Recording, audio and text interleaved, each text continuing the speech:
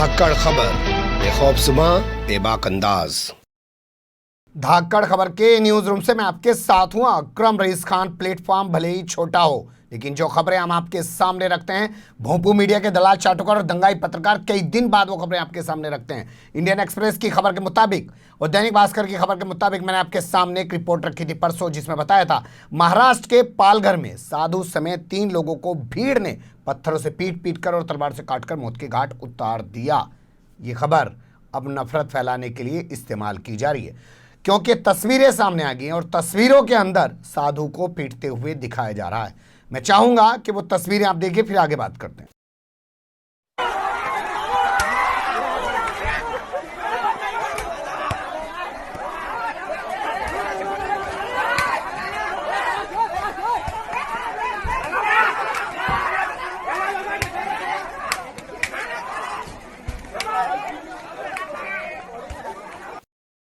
तस्वीरें आपने देख ली, साधु को किस बेरहमी से पीट रहे हैं। उस दिन भी मैंने आपसे बताया था और आज फिर पूरी जिम्मेदारी से बता रहा हूं कि दोनों ही एक धर्म के हैं। दूसरे धर्म का न मरने वाला है न मारने वाला है, लेकिन फिर भी पूरे सोशल मीडिया पर मारने वालों का धर्म मुसलमान बताकर नफरत फैलाने की कोशिश की जा रही है।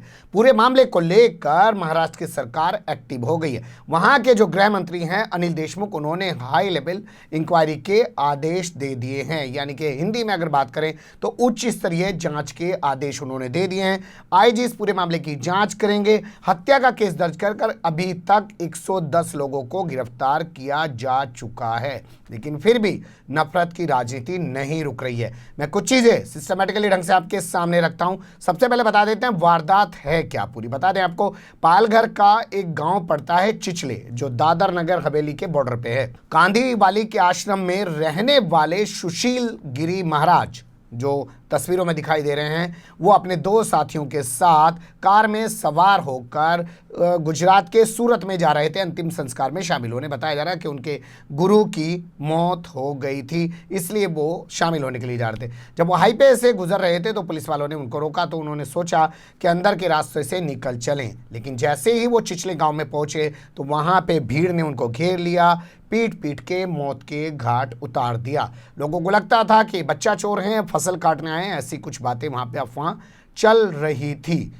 इस खबर के बाद पूरे सोशल मीडिया में नफरत का एक माहौल घोला जा रहा है, जबकि सीधे सीधे साफ है कि दोनों ही लोग एक धर्म विशेष के हैं। अब सवाल क्या होना चाहिए वो नहीं उठा रहे हैं हमेशा की तरह। देखिए, सवाल होना चाहिए सिस्टम पे, क्योंकि हमारे पास जो रिपोर्ट है इंडियन एक्सप्रेस की रिपोर्ट के मुताबिक पिछले कई दिनों से वहां पे इस तरीके की अफवाहें चल रही थी, बच्चा चोरी की, फसल काट ले जाने वाले चोरों के बारों में, जिसके चलते एसीपी की टीम पे हमला हुआ था, जिसके चलते एक मेडिकल अधिकारी पे हमला हुआ था। अगर पुलिस चाहती तो समय रहते उन अफवाहों को रोक सकती थी, उन दोनों घटनाओं से सबक ले सकती थी, लेकिन पुलिस ने सबक नहीं लिया, जिसका अंजाम यह हुआ कि एक साधु और उनके 2 सहयोगियों को अपनी जान गंवानी पड़ी। बड़ी बेरहमी से उनका कत्ल कर दिया गया, उनकी हत्या कर दी गई। आखिर भीड़ तंत्र तो देश में आपने ही बनाया ना जी, और जब भीड़ तंत्र पागल होता है, ठीक है, पहले वो मुसलमानों को मार रहा होगा, पहले वो दलितों को मार रहा होगा, लेकिन जब उसे मारने की आदत पड़ जाएगी तो फिर वो किसी को भी नहीं छोड़ेगा। इस घटना के बारे में जो एक और चीज है समझने लायक, वो ये कि पुलिस ने एक्शन नहीं लिया। और उस दिन भी जब साधुओं के साथ ये वारदात हो रही थी तो बताया जा रहा है कि 3 पुलिस वाले, उस वक्त 20 पुलिस वाले मौके पर मौजूद थे, उन्होंने साधुओं को उनके कब्जे से छुड़ाने की कोशिश की, लेकिन लोगों ने उन पर भी हमला कर दिया और 3 पुलिस वालों को गंभीर रूप से घायल कर दिया। लेकिन इसको लेकर मीडिया नहीं बता रहा है, वो सीधा सीधा ये बता रहा है कि भीड़ ने एक साधु को घेर के मार लिया। साधु का भी बताइए, साधु को मारने वाले लोगों के नाम भी बताइए। अगर हमारे पास कॉपी आ गई तो हम एक शख्स का नाम आपके सामने रखेंगे। कुछ लोग इस तरीके की बातें कर रहे हैं कि कहाँ गए अब नाम निहाद सेकुलर, जो अगर ये कोई और धर्म का होता तो अभी तक पूरे देश में एक हंगामा मचा दिया होता, लेकिन वो हंगामा भी तो तभी मचाते ना जी, ऐसे तो क्या मुसलमान का कत्ल ही नहीं करते। मेरे पास बिहार से फ़ोन आया, उन्होंने कहा कि हमारे सर पे बाप नहीं है, हम 2 बेटियां हैं, हमारी एक माँ है और हमारे अड़ोस पड़ोस में रहने वाले मुसलमान हमारे साथ जो है मारपीट करते हैं, हमारा मकान, अपना घर कब्जा कर लेना चाहते हैं। जगह जगह ऐसी वारदातें होती हैं कि मोहल्ले में देखिए मुसलमान ही मुसलमान से लड़ रहा है। तो ये तो सामाजिक बुराई है, लेकिन जब एक धर्म का आदमी दूसरे धर्म का कत्ल करे और वो भी उसकी शिनाख्त देख के, जैसा दिल्ली में दिखाई दे रहा है कि तेरा नाम यह है, तुझे सब्जी यहाँ नहीं बेचने देंगे, तो उस पर तो बात होनी चाहिए। उसकी तुलना इस खबर से नहीं होनी चाहिए। देवेंद्र फडणवीस हो या और साधु संत हो, सबने उद्धव ठाकरे की भूमिका पर सवाल उठाया है कि अब कहाँ चला गया उनका हिंदुत्व, यानी कि पूरे मामले को ऐसे दिखा रहे हैं कि शायद ये हिंदुत्व पे हमला है, हिंदुओं पे हमला है। लेकिन मैं आपसे साफ बता दूं, हम भारत में रहते हैं, आपको इस पर गौर करना पड़ेगा कि हमारे यहाँ अफवाहें चलती हैं। बच्चा चोरी के नाम पे हम लोग 2 मिनट में देखा किस तरीके की वारदातें हो जाती हैं। गाय गौ रक्षा के नाम पर अफवाह फैला के किस तरीके की वारदात को अंजाम दिया जाता है। आपको पता है हमारे यहाँ अफवाह फैलती है और एक रात को नमक 500 रुपये किलो बिक जाता है, ये हमारे से छिपा नहीं है।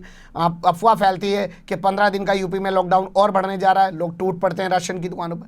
तो हम उस सिस्टम में जी रहे हैं और ये सिस्टम तब हमारे बीच बना हुआ है जबकि चारों तरफ हमारे मीडिया है, सोशल मीडिया है, तब हम लोग इतनी भ्रांतियों में, इतनी अफवाहों में जी रहे हैं। उसके लिए जिम्मेदार सरकार है, सिस्टम है, मीडिया है, क्योंकि वो कार्रवाई करना नहीं चाहता। अब लोग इंतज़ार करेंगे कि कौन उसमें लापरवाह पुलिस वाले हैं जिन्होंने पहले की घटनाओं के बाद कुछ सबक नहीं लिया। हालांकि रिपोर्ट ये भी है कि पुलिस वालों ने लोगों को अवेयर करने की कोशिश की, लेकिन लोग चीज़ों को समझ नहीं पाए। पर इस मामले पर हम आपसे कहेंगे, नफ़रत मत फैलाइए, क्योंकि दोनों एक ही धर्म के हैं। अलग अलग धर्म से उनका कोई लेना देना नहीं है, ना ही उसकी तुलना तबरेज़ अंसारी की हत्या से कीजिए, ना ही अखलाक की हत्या से कीजिए और ना ही पहलू खान की हत्या से कीजिए। इस तरीके से मत जोड़िए। अब अगर आप पर भी आ गई है तो बैठकर सोचिए कि जो सत्ता में ताकत बैठी है, उस ताकत ने पूरे देश को क्या भीड़ तंत्र नहीं बना के रख दिया है, वो किस तरीके का भारत नहीं बना रही है। क्योंकि मारने वाला पहले मारेगा किसी का धर्म देख के, किसी का जाति देख के, और फिर बाद में जब उसे मारना है तो वो तो किसी को भी मारेगा। बने रहेगा धाकड़ खबर के साथ। फिलहाल कमेंट्स के रूप में आप लोग अपनी राय दे सकते हैं, खबर को लाइक कर सकते हैं, चैनल को सब्सक्राइब कर सकते हैं और ज़्यादा से ज़्यादा हमारी खबरों को शेयर कर सकते हैं। फिर ऐसे ही किसी सुलगते हुए उलझते मुद्दे लेकर मैं आपके सामने हूँगा हाजिर। फिलहाल अभी मुझे दें इजाज़त।